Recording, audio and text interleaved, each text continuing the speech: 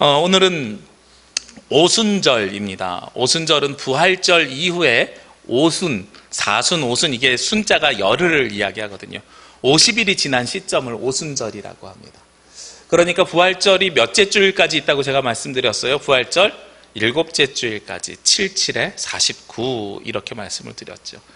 그래서 이 오순절이라는 것이 부활절 지나고 7번째 주일이 지나고 사실은 그 다음날 월요일이 50일 되는 날이잖아요. 그리고 나서 지난 첫 번째 주일날 우리가 오늘 성령 강림절로 예배를 드립니다.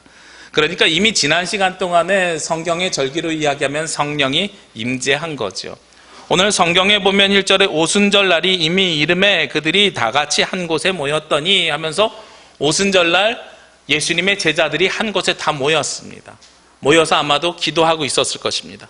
그런데 예수님의 제자들만 모인 것이 아니라요, 또 다른 사람들도 모였습니다. 오늘 성경의 뒤에 보면 5절 말씀에 그때의 경건한 유대인들이 천하 각국으로부터 와서 예루살렘에 머물러 있더니 하고 말씀하고 있어요. 그러니까 예수님의 제자들만 예루살렘의 마가의 다락방에 모여 있던 것이 아니라 누구도 있었어요?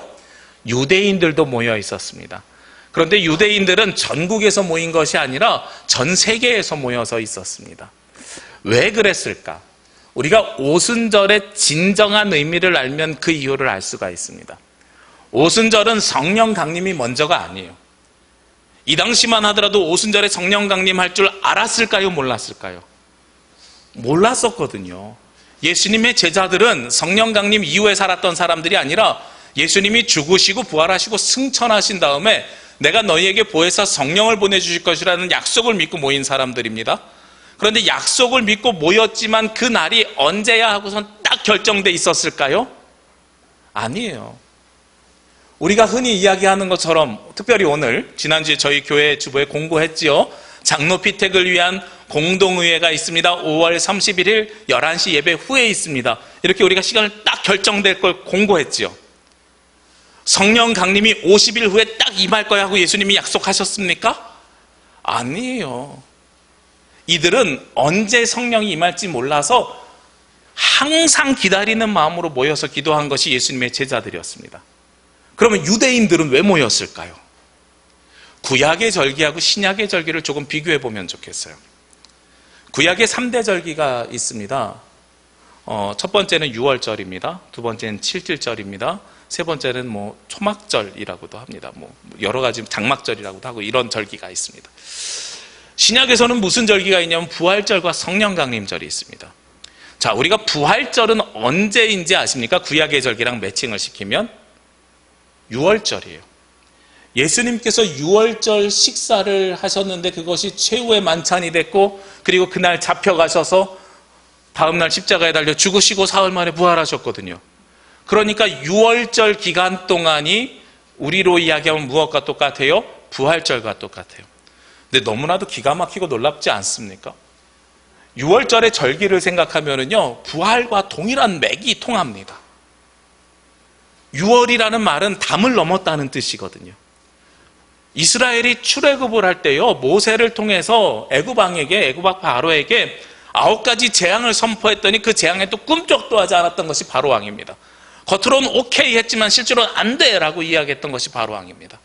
그런데 바로 왕이 마지막에 어디서 무너졌냐면 마지막 재앙이 무엇이었어요? 처음 난 것, 사람이든 동물이든 장자를 죽는 그 재앙을 내리겠다. 그런데 하나님의 백성, 이스라엘 백성들은 구별할 것이다. 어떻게 구별할 것이냐면 양의 피를 어디에다 발라요? 문설주에다 바르면, 입구에다가 양의 피를 바르면 죽음의 영이 오다가 그 집은 담을 넘어서 그냥 통과시킬 것이다. 그래서 패스오버, 이것이 바로 6월절이에요. 아무것도 거치지 않고 통과한다. 요즘 육지에 사는 젊은이들 말로 이야기하면 하이패스 한다 이런 거예요. 우리 제주는 하이패스 없어서 잘 모르시죠? 저는 하이패스 처음 만들어졌을 때부터 탔거든요. 하이패스가 뭐냐면 고속도로를 지나갈 때에 요금소에서 돈 내는 게 아니라 그냥 띵 지나가면 띵동 하고선 돈이 자동 결제되는 거예요. 지금은 고속도로 전체에 하이패스가 있었는데요, 그것이 처음 도입된 시기를 보면 되게 웃깁니다. 왜 웃기냐면 90년대에 분당이라는 신도시가 만들어졌거든요. 그런데 분당에서 서울 강남으로 10분이면 왕복할 수 있다는 광고를 내걸었습니다. 그런데 도로비 당시에 600원을 받습니다. 너무나도 비싼 거예요. 사람들이 생각할 때. 아침에 출근하고 저녁에 퇴근할 때마다 600원씩 1200원을 내고 섰다 가는 것이 너무나도 힘든 거예요. 그러니까 분당 사는 사람들에게 할인해 주겠다 해서 만든 것이 하이패스예요. 그래서 하이패스를 달고 있으면 당시에 서울 분당을 왔다 갔다 하는데 고속도로가 50%로 할인이 돼요. 300원으로 할인이 됩니다. 그런데 그것보다 더 중요한 게 있어요. 하이패스는 누구에게만 발급됐냐면 분당에 주소지가 있는 사람에게만 발급됐거든요. 분당이 어디예요? 천당 밑에잖아요. 그러니까 하이패스가 달려있으면 나 분당 산다 이걸 자랑하는 자랑거리였던 적이 있어요. 근데 그 하이패스를 많은 사람들이 부러워했습니다. 왜 부러워했냐면 분당 살기 때문에 부러워한 게 아니고요. 당시만 하더라도 하이패스는 그냥 슝 하고 지나가는데요. 하이패스가 없는 사람들은 고속도로에서 쭉 줄 서 있어서 그랬어요. 그게 출근 시간에 줄 서 있는 그 줄이 돈 500원 내려고 10분, 20분 서 있어 보십시오. 1초도 안 쓰고 가는 사람들이 얼마나 부러워집니까? 이 하이패스예요. 그런데 이 하이패스처럼 죽음의 형이 그냥 쓱 하고 지나간 게 무엇이라고요? 패스오버 6월절입니다. 그래서 그 6월절 사건은 모두가 다 죽을 때에 하나님의 자녀들만 죽지 않는 놀라운 은혜가 있었던 사건입니다. 반대로 이야기하면요, 모두가 죽었는데 우리는 죽지 않았다는, 우리만 살았다가 되죠. 그러니까 생명의 하나님, 살림의 하나님, 우리 이스라엘을 살려주신 하나님이 선포된 것이 바로 6월절입니다. 그래서 이스라엘, 유대교에서 가장 커다란 줄기를 꼽으라 그러면 6월절이에요. 우리 기독교에서 가장 커다란 절기를 꼽으라 그러면 무엇입니까? 세상 사람들은 성탄절인 줄 압니다. 그런데 저는 개인적으로는 부활절이라고 생각합니다. 성탄절은 우리를 구원하실 예수 그리스도가 이 땅에 오신 시작점이지만요, 진정한 구원의 역사는 어디에서 이루어졌냐면 예수님의 십자가에 달려 죽으시고 부활하신 부활 사건에 있거든요. 예수님이 십자가에 달려 죽으신 것만으로도 우리를 부활하지 못했습니다. 우리를 구원하지 못하셨습니다. 부활하심을 통해서 우리에게 새 생명을 주시고 영원한 생명을 주시는 은혜를 허락하여 주셨거든요. 그러니까 두 개가 맥이 통하죠. 그리고 또 하나의 절기가 뭐라 그랬습니까? 77절이요. 절기 이름에서 예측되지 않습니까? 어디랑 통하는지. 77에 49, 부활절 7번째 주일 다음 날이 오순절이잖아요. 오순절이랑 통하는 겁니다. 77절은 원래 어떤 절기냐면 한국에서 많은 목사님들이 맥추감사절이랑 연결을 많이 시킵니다. 왜냐하면 77절은 첫 보리를 수확하는 절기이기 때문에 그래요. 그래서 맥추감사절로 우리가 많이 기억을 하는데, 맥추감사절은 우리가 언제 지킵니까? 7월 첫 번째 주일로 지키지요. 그런데 사실은 절기가, 우리가 농사 지으신 분들은 알겠지만 농사 짓는 절기가 그렇게 7월 첫 주면 벼벨 수 있어 이런 식으로 가는 게 아니지요. 농사는 뭘로 져요? 우리가 뭐 입춘이니 뭐니 뭐 24절기로 짓잖아요. 그런 것처럼 6월절도 원력을 사용하고 이스라엘이 보름이 뜨고 뭐 계산해서 가장 큰 보름이 있은 다음 날에 첫 번째 무슨 절기가 6월절이거든요. 그런 것처럼 그 6월절이 지나고 다음 날 씨를 뿌립니다. 그리고 77일, 49일이 지난 다음에 첫 수확을 하는 거예요. 그러니까 원래 맥추감사절을 언제랑 동일시 지내는 것이 성경적으로 맞아요? 성령강림절이랑 동일하게 지내는 것이 성경적으로는 더욱더 합당합니다. 어쨌든 뭐 이 77절이 씨 뿌리는 것을 수확해서 처음으로 하나님 앞에 감사드리는, 첫 열매를 감사드리는 절기거든요. 그런데 우리는 이 절기를 무엇으로 지내냐면 성령강림절로 지냅니다.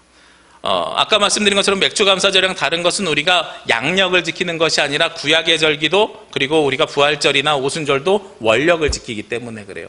여러분들이 그렇게 이해하시면 됩니다. 제가 제주 와서 제일 처음에 이해가 안 됐던 단어가 뭐냐면 신구간이었습니다. 제주 분들은 다 아는 신구간이 이해가 안 됐는데 언제 이해를 했냐면, 제가 대학원 들어가서요, 스토리텔링을 배우면서 제주 신화를 배우면서 알았어요. 신구간은 저는 워낙에 처음에 어떻게 제가 스스로 단어만 보고선 해석을 하고 있었냐면 신정과 구정 사이를 신구간인 줄 알았습니다. 그리고 그때쯤 되면 전국에 없는 제주에만 있는 현수막이 딱 걸리잖아요. 삼성전자, LG전자의 신구간 특별 할인. 육지에선 그런 할인이 없습니다. 그게 딱 걸리거든요. 그래서 제주에서 스토리텔링 공부하면서 어떻게 알았냐면 신구간에는 신이 모두 다 하늘로 올라가서 없어서 이때 이사를 해도 괜찮다. 그래서 신구간이라는 거예요.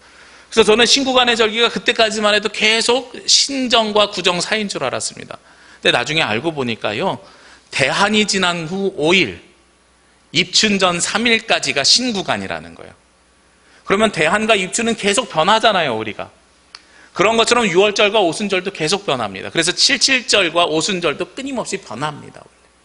근데 이 77절이 무슨 절기냐면 아까 말씀드린 것처럼 하나님 앞에 감사드리는 절기이기 때문에 이스라엘 사람들 중에서 전 세계에 사는 사람들을 디아스포라 유대인이라고 부르거든요. 세계에 흩어져 사는 사람들을. 그런데 이 디아스포라 유대인들이 6월절에 오면 좋지만 6월절에는 사람들이 많아요. 이스라엘 내에서도 성지순례를 예루살렘으로 오는 사람들이 많아서 못 와요. 그러니까 외국에 있는 사람들은 언제 많이 오냐면 이 77절에 많이 오는 겁니다. 그런 것과 비슷해요. 겨울에는 방학이 아니어서 잘 못 오니까 추석 때 온다든지 뭐 이런 식으로 오는 것처럼 외국에 있는 사람들이 이때 막 몰려 있는 상황입니다. 그러니까 예루살렘에 오늘 성경의 배경이 되는 크게 두 종류의 사람이 있는 거죠. 첫 번째는 어떤 사람이요? 예수님의 제자들이 성령의 임재를 기다리면서 기도하는 사람들. 그리고 유대인들 중에서 외국에 있는 사람들이 77절을 지내러 오는 사람들. 자, 제가 보통 이 사도행전 2장의 말씀을 전할 때 어디에 강조점을 뒀냐면 성령이 불의 혀같이 내려왔다는 것에 강조점을 뒀는데 오늘은 그게 아니라 사람들에 좀 더 초점을 맞춰보자고요. 이 두 종류의 사람들이 있는데 이 둘의 관계는 어떨까요? 유대인들과 당시의 그리스도인들이 사이가 좋았을까요? 안 좋았을까요? 우리가 착각하고 있는 게 있는데요. 한국에서 그리스도인들은 유대인들을 굉장히 좋게 봅니다. 그래서 유대인의 교육법, 히브리 교육법을 많이 따르려고 합니다. 저도 그런 사람 중에 하나입니다. 유대인의 교육법을 따르려고 합니다. 유대인들이 구약에서 교육시키는 거 굉장히 중요한 일이지요. 그런데 유대교와 기독교는 근본적인 차이가 있습니다. 어떤 차이가 있냐면 구원의 문제의 차이가 있어요. 우리는 누구를 통해서 구원받는다고요? 아까 기독교의 가장 중요한 절기가 뭐라 그랬어요? 부활절이잖아요. 예수 그리스도의 십자가의 죽음과 부활하심이 우리에게 제일 중요합니다. 유대인들에게는 자기를 구원할 구원자 메시아가 왔을까요? 안 왔을까요? 아직 오지 않았어요. 이들은 예수 그리스도를 인정하지 않아요. 아직도 예수님을 기다리고 있는 겁니다. 쉽게 말해서. 그들이 목격한 예수님은 예수님이 아니었습니다. 그러니까 유대인들과 기독교인은 유대인을 좋아하지만 짝사랑이에요. 유대인들은 기독교인들을 안 좋아해요. 이교도라고 봐요. 다른 종교라고 봅니다. 거기에다 한 가지 더요. 예수님을 십자가에 못 박히게 한 사람이 누구입니까? 우리는 사도신경에서 늘 고백해서 한 번의 실수로 평생 지탄받는 사람이 있지요. 전 세계 사람에게. 빌라도. 빌라도는 로마 재판관입니다. 로마 총독이었습니다. 그런데 빌라도가 예수님을 죽였을까요? 그래서 로마가 그리스도인들을 먼저 핍박했을까요? 아니죠. 성경을 자세히 읽어보면 빌라도에게 청탁한 무리들이 있습니다. 빌라도에게 예수님을 십자가에 못 박으라고 청탁한 무리들이 있어요. 그 사람들이 누구입니까? 대제사장과 서기관들과 바리새인들이에요. 즉 유대인들입니다. 유대인들이 예수님을 죽였고요. 로마가 그리스도인들을 핍박하기 이전에 유대인이 먼저 핍박했습니다. 성경에 보면 예수님 믿는 사람들을 제일 열심히 핍박했던 사람이 누구입니까? 사도행전 8장까지만 해도 바울이라고도 하는 사울이었어요. 그 사람이 유대인이었습니다. 그러니까 이 유대인들은 기본적으로 누구하고 사이가 안 좋은 유대인들이에요? 그리스도인들과 사이가 안 좋은 유대인들이에요. 이 두 종류의 사람이 예루살렘에 공존하고 있었다. 서론이 길었습니다만 이게 굉장히 중요한 상황이기 때문에 그래요. 그 상황 속에서요, 예수님의 제자들이 모여서 기도합니다. 기도했더니 오늘 성경으로 다시 돌아가서 2절 3절 말씀처럼 호련히 하늘로부터 급하고 강한 발음 같은 소리가 있어 그들이 앉은 온 집에 가득하며. 성령이 어디에 가득했어요? 온 집에 가득했다 그랬어요. 아마 제 생각에는 빛과 같이 내리지 않았을까 싶어요. 왜냐하면 이 집을 가득 채울 수 있는 유일한 것이 무엇이냐면 빛입니다. 우리 옛날에 우화가 보면 그런 거 있잖아요. 저 창고를 가득 채우는 사람에게 내가 내 딸을 줄 것이다 그랬더니 자기가 가지고 있는 재산으로 채우는데도 꽉 채우지 못하고 자기가 데리고 있는 사람으로 채우는데도 꽉 채우지 못했다 그랬어요. 공간들이 남아있다 그랬어요. 그런데 저쪽에서 가난한 청년 하나가 촛불 들고 와서 딱 켰더니 빛으로 온 집안을 가득 채웠다 그러잖아요. 그러니까 빛과 같이 성령이 임재했을 거란 말이에요. 우리는 빛은 내가 보고 싶다고 보고 보기 싫다고 안 보는 게 아닙니다. 빛은 누구에게나 어쩔 수 없이 보여지는 겁니다. 모두에게 성령이 그렇게 임하는 거예요. 그런데요, 사람에게 집중하자 그랬죠. 3절 말씀에 보면 마치 불의 혀처럼 갈라지는 것들이 그들에게 보여. 그러니까 거기에 있던 모든 사람들에게 성령이 임재함을 그들이 보고 경험했다는 겁니다. 그런데 그 중에 누구에게 임하게 됐어요, 성령이? 3절 뒤에 보면 각 사람 위에 하나씩 임하여 있더니 하고 말씀하고 있어요. 저는 이 부분이 굉장히 중요하다고 생각합니다. 성령은요, 우리 가운데 임재하지만 이 성령을 경험하고 체험하고 충만함을 경험하는 것은 누구예요? 여러분들 각 사람에게 임하는 겁니다. 성령은 우리 공동체에 보여지지만 임재는 여러분들 각 사람에게 하는 겁니다. 여러분들이 열린 마음으로 이 성령을 사모하고 성령의 임재를 기대하고 고대해서 성령의 임재를 받아야 되는 거예요. 그래서 성령이 누구에게는 많이 가고 누구에게는 덜 갈 수가 있는 거예요. 예전에요, 우리나라에 기도원이 굉장히 부흥했었던 시절이 있습니다. 오늘 오소서 진리의 성령님 찬양했지요. 제가 이 찬양을 좋아하면서 조금은 비판합니다. 왜냐하면 이 찬양이 중간 과정이 빠져 있기 때문에 그래요. 오소서 진리의 성령님 하면서 부흥의 불길 타오르게 하소서 이렇게 이야기하잖아요. 우리는 성령이 임하면 바로 부흥하는 것으로 생각합니다. 성령의 임재 이꼴 부흥이 아니에요. 그 중간에 굉장히 많은 단계들이 있어요. 성령의 임재는요, 각 사람이 먼저 성령을 경험해야 됩니다. 경험하는 단계가 달라요. 제가 아까 기도원 이야기했죠. 기도원의 추세가 1960년대, 70년대, 80년대, 90년대 중반까지 하고요, 2000년대 이후는 기도원의 분위기가 확 바뀌었어요. 그 앞에는 어떤 분위기였냐면 영험한 기도원이 있었습니다. 물론 우리 제주에는 한라산 기도원밖에 없어가지고 영험했는지 안 영험했는지 제가 잘 모르겠는데, 제가 육지에서 사역할 때에 집사님들이, 권사님들이 뭐라고 말씀하시냐면, 저 기도원 가면, A 기도원 가면 B 기도원보다 성령을 더 잘 받아, 이렇게 이야기를 하세요. 기도원이 성령을 주는 겁니까? 저는 반대로 생각합니다. 아니에요. 물론 그 위에 성령을 우리가 볼 수 있는 기회가 많을 수는 있습니다. 뜨거우면요, 같이 기도하면요. 그런데 거기서 100명이 있든 1000명이 있든 거기서 성령 임재를 경험하는 것은 각자 개인의 몫이에요. 그러다 보니까 2000년대 이후에요, 사람들이 기도원을 안 가요. 예전처럼 뜨거움이 있는 기도원이 없어졌어요. 그래서 전에는 기도원 원장이 말씀을 전하고요, 그래서 그 말씀의 질이 어떻든지 상관없어요. 기도를 많이 시켰던 게 기도원이에요.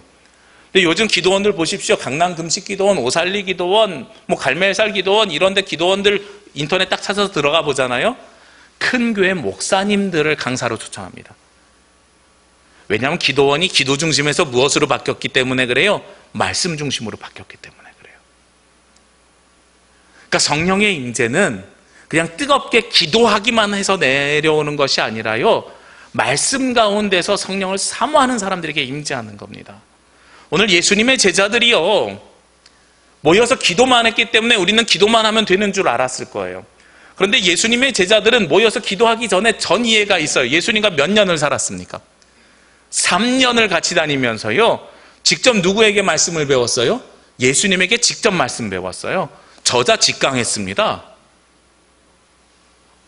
전해 들은 사람들에게, 저처럼 말씀을 전해 들은 사람들에게 전해 들은 것이 아니라 저자가 직강했어요.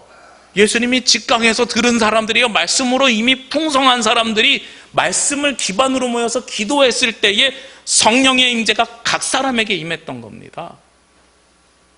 우리도 그것이 필요한 거예요. 전에는 모여서 기도만 하면 성령이 임하는 줄 알았는데 그게 아니었다는 겁니다. 그리고 나서 사람 중심으로 보면 더욱더 놀라운 사건이 하나 있습니다. 다시 5절로 오면은요, 그때 유대인들이 거기에 모여 있었다 그랬잖아요. 유대인들이 괜히 모여 있던 게 아니에요. 77절 때문에 모였어요. 그렇죠? 그런데 유대인들이 무엇을 하냐면 목격합니다. 뭘 목격하냐면 6절 말씀에 이 소리가 남에 큰 무리가 모여 각각 자기의 방언으로 제자들이 말하는 것을 듣고 소동하여 다 놀라 신기하게 여겨 이르되. 누가 하는 말이에요? 유대인들이에요. 유대인들이 누구를 봤어요? 예수님의 제자들을 본 겁니다. 그리고 신기하게 여겨서 소동하면서 놀라서 이야기하는 겁니다. 사도행전은 전체적으로 한 가지 말씀으로 꿰뚫을 수가 있습니다. 1장 8절 말씀이에요. 오직 성령이 너희에게 임하시면 너희가 권능을 받고 예루살렘과 온 유대와 사마리아와 땅끝까지 이르러 내 증인이 되리라. 그래서 앞에서는 예루살렘에 복음 전하는 내용이 나옵니다. 그 다음엔 유대에 복음 전하는 내용이 나옵니다. 그 다음에는 사마리아에 복음 전하는 내용이 나오고요. 그 다음에는 이방에 나가서 복음 전하는 내용이 나와요. 그리고 그 앞에 전제가 있잖아요. 예루살렘에 복음 전하기 전에 무엇이 내린다 그랬어요? 오직 성령이 너희에게 임하시면 권능을 받는다 그랬죠. 오늘 성경을 보니까 성령이 예수님의 제자들에게 임했을 때 예수님의 제자들이 권능을 받았습니다. 이 권능이 어떤 권능이냐면 방언이 터지는 권능이었는데, 이 방언이 요즘 우리가 이야기하는 데데데데데데데데데 이렇게 이야기하는 방언이 아니라, 이 유대인들의 증언에 따르면, 유대인들이 어디서 왔다 그랬어요? 디아스포라 유대인들 각 나라에서 왔다 그랬죠. 어느 나라에서 왔는지는 9절, 10절, 11절 굉장히 많이 이야기하고 있습니다. 바데인과 메데인과 엘람인과 메소포타미아, 유대와 갑바도기아, 본도와 아시아, 부르기아, 밤빌리아, 애국과 및 그렘에 가까운 리비아, 그리고 로마로부터 온 나그네, 그리고 11절에 그레데인과 아라비아인, 여기서 센 것만 16군데를 셌어요. 각 나라에서 온 사람들이 무엇을 목격했다면 왜 저 사람들이 하는 얘기가 우리 가운데 들리지? 외국어가 터진 거예요. 요즘으로 이야기해 보시자고요.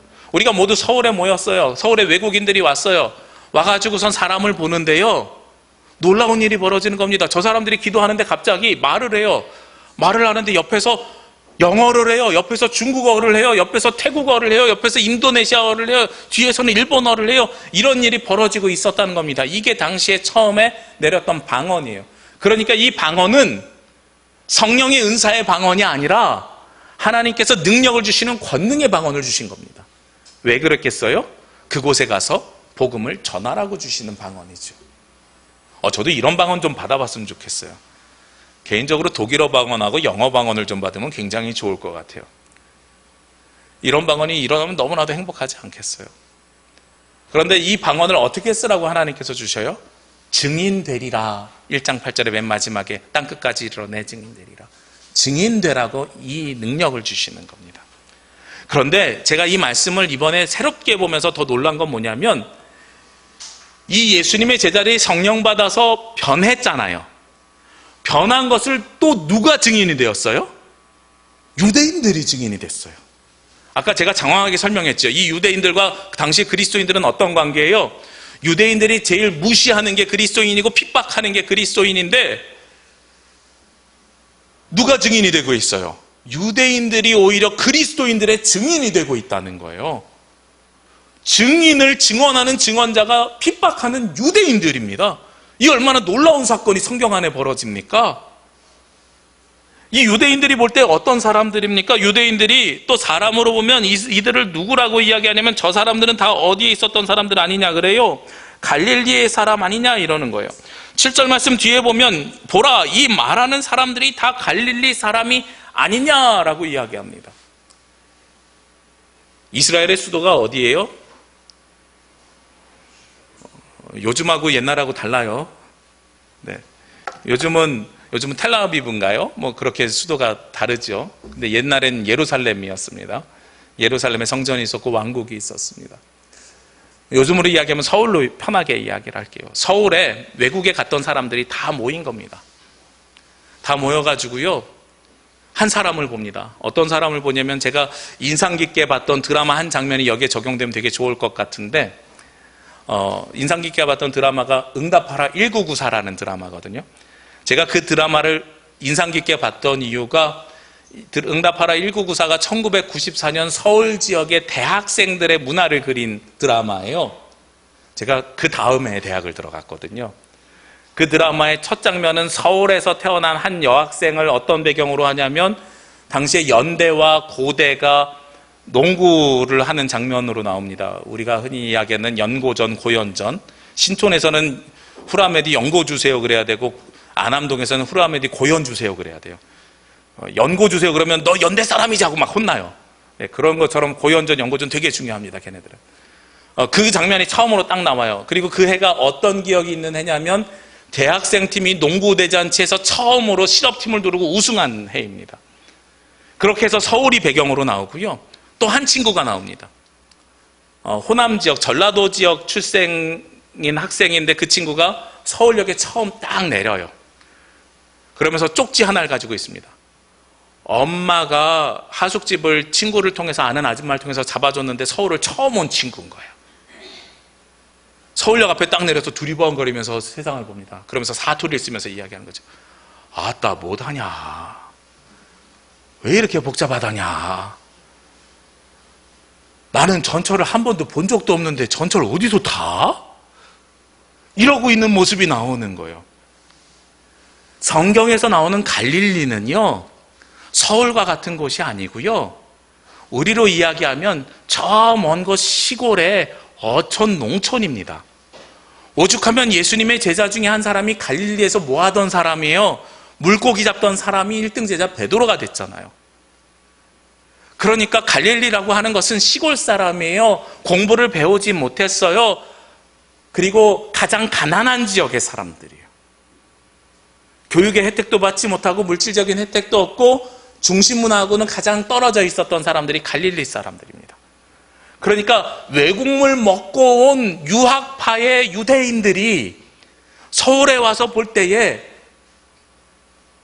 아따 못하냐, 전철이 어디서 타는 거요 하는 저 사람이 외국인을 만났을 때 영어를 굉장히 유창하게 하는 걸 목격하는 거죠. 저 사람 시골 사람인데, 서울도 처음 오는 사람인데 어떻게 저렇게 영어를 잘해? 이것과 똑같은 반응인 겁니다. 이게 사람의 능력으로 일어날 수 있는 일이었겠습니까? 아니죠. 성령이 임했기 때문에 가능한 일입니다. 저는 그래서 이 성령의 임재, 오순절을 우리가 어떻게 생각해야 되냐면, 우리가 흔히 어떤 일을 하기 위해선 D-Day를 정하지요. D-Day로 생각하시면 안 된다는 말씀을 드리고 싶어요. 우리가 날짜를 딱 정하잖아요. 오늘 장로 임직을 위한 피택을 하는데 날짜를 딱 정해서 공고했습니다. 오늘 D-Day인 것 같지요. 저는 D-Day라고 생각하지 않습니다. D-Day인데 다른 의미의 D-Day입니다. D-Day는 영어를 말씀드려서 죄송합니다만 Decision Day라 그래서 결정을 하는 날입니다. 이 전쟁할 때 제일 먼저 사용됐어요. D-Day 며칠, 인천 상륙작전 같은 거 할 때에 D-Day 며칠 그러면 그날 전쟁에서, 전쟁은 둘 중에 하나지요. 이기든 지든 둘 중에 하나입니다. 그 전투에서 이길 거냐 질 거냐 전투하는 날이에요. 끝장이 나는 날이 D-Day입니다. 그런데 결정이라는 뜻인데 또 다른 의미의 단어가 하나가 있어요. determination이라는 거예요. 저는 사실 이 determination이라는 단어를 쓰고 싶어요. 왜냐하면 determination은 결정인데 결정으로 끝나는 것이 아니라 결정해가는 과정 전체를 포함하고 있는 단어입니다. 그러니까 우리가 장로님을 한번 피택하잖아요. 피택해서 그분 세우면 끝나겠습니까? 아니에요. 이게 굉장히 중요한 일이에요. 사람이 한 분 세워지는 것은요, 그로부터 해서 우리 교회가 새로운 시작을 하는 겁니다. 새로운 지도자를 중심으로 해서 교회의 새로운 사역이 시작되는 일입니다. 그러니까 지금 하는 우리의 결정은 끝장내는 결정이 아니라 시작하는 결정입니다. 오순절 마가의 다락방 보시자고요. 성령의 임재를 받음을 통해서 예수님의 제자들의 사역이 끝났습니까? 아니죠. 이때부터 무슨 삶이 시작됩니까? 증인의 삶이 시작이 됩니다. 그 이전에는요, 예수님의 제자의 삶이었어요. 예수님으로부터 가르침을 배우는 삶이었습니다. 가르침을 받는 삶이었습니다. 그런데 성령의 임재가 임한 다음부터는요, 각 사람이 그 성령의 임재를 경험한 다음부터는요, 하나님의 권능이 임합니다. 그리고 그 권능으로 인해서 우리가 증인의 삶을 시작하는 겁니다.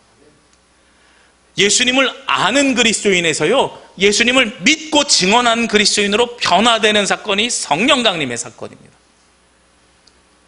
제가 여러분에게 믿음의 종류를 말씀드렸지요. 믿음의 종류는 미신과 맹신과 광신과 확신이 있다고요. 이제 더 이상 미신, 맹신, 광신 설명 안 드려도 알잖아요. 확신은 뭐라 그랬어요? 아는 것을 믿는 것이 확신이라 그랬습니다. 근데 우리 그리스도인들을 여기다 한 가지 더 하시자고요. 확신은 두 종류가 채워져야 됩니다. 예수 그리스도가 누구인지 아는 것과 거기에 더하기 오늘 말씀해 보니까 누가 있어야 돼요? 성령의 임재를 경험한 사람들이 확신이 있어서 증인된 삶을 살아가는 겁니다. 우리 성령의 임재를 그냥 가슴 뜨거워지는 사건으로 생각하지 마시고요. 성령의 임재는 제자가 증인으로 변하는 놀라운 사건입니다. 목적이 변하고 방향이 변하는 사건입니다. 제가 여러분에게 늘 말씀드리지만 사람의 속성, 본능 변하지 않습니다. 그런데 여러분의 방향이 바뀌는 것을 사람들이 알아야 됩니다. 오늘 누가 증인됐어요? 이들의 방향이 바뀐 게 누가 증인이 됐어요? 당시에 이들을 핍박하던 유대인들이 증인됐던 것처럼 여러분들 성령의 임재가 나의 내적 변화에 머물러 있는 것이 아니라 여러분들을 지켜보는 주변 사람들이 증인될 만큼 급진적인 레디컬한 변화가 일어나야 되는 겁니다. 그것이 바로 성령이 임했을 때 일어나는 변화입니다. 어쩌면 오늘 피택되는 분이 이 말씀을 들으면 굉장히 큰 부담을 가질 수 있을 것 같아요. 한 사람이 결정됐으니까 새로운 삶이 시작되고 사람들이 모두 변화된 걸 느껴야 되는 거잖아요. 근데 그거 내가 하려고 하지 마십시오. 누가 주시는 권능으로 하는 겁니까? 성령께서 주시는 권능으로 하는 겁니다. 우리 피택되시는 분들 중에 나는 부족합니다라고 말씀하시는 분이 있을지 모르겠습니다. 그런데 그 부족한 것은 내 기준입니다. 하나님께서는 사람을 사용하시기 위해서 성령을 주시면서 동시에 무엇을 주셨습니까? 권능을 주셨습니다. 저 갈릴리 사람, 저 시골 사람들에게 외국어를 능통하게 하는 은혜를 주신 겁니다. 그것이 하나님께서 일하시는 방법입니다. 저 사람을 사용하겠다. 지금 손가락질하면 제가 누군지 지정하는 것처럼 오해받을 수 있어서 하늘에다 할게요. 저 사람을 하나님께서 선택하셨다. 그 순간에요, 그 사람을 쓰기 위해서는 그 사람에게 필요한 능력도 주십니다. 그게 하나님께서 일하시는 방법이에요. 우리가 아무 걱정하지 마시고요, 오늘 시간 얼마 안 남았지만 기도 가운데 성령께서 우리 공동의회를 인도해 주시기를 기도하시기 바랍니다. 우리 모두가 그 성령의 임재를 목격하고요, 각 사람에게 성령의 임재가 임했을 때에 우리가 우리를 통해서 역사하시는 하나님을 믿고 신뢰하며 이름을 쓰면 어쩌면 하나님께서 굉장히 귀한 분을 통해서 권능을 주시고 하나님의 일을 해나가실 겁니다. 그게 바로 하나님께서 역사하시고 하나님께서 인도하시는 방법입니다. 그를 위해서 기도하시고 동행하시고 함께 해주시는 저와 여러분이 되시기를 주의 이름으로 기도합니다. 기도드리겠습니다. 거룩하시고 은혜로우신 아버지 하나님 감사합니다. 성령의 임재를 경험하며 성령께서 우리와 함께 하심을 경험하며 우리가 성령의 임재를 받아 우리가 변화되어 권능을 받아 증인된 삶을 살아가기를 원합니다. 우리 안에서만 자화자찬하는 증인이 아니라 우리를 핍박했던 세상 사람들이 우리를 보고 증인이 되는 진정한 증언을 하며 살아가는 증인이 되기를 원합니다. 주여, 우리 가운데 역사하시고 우리 가운데 동행하시고 우리 가운데 함께하여 주시옵소서. 이 모든 말씀 예수님의 이름으로 기도합니다. 아멘.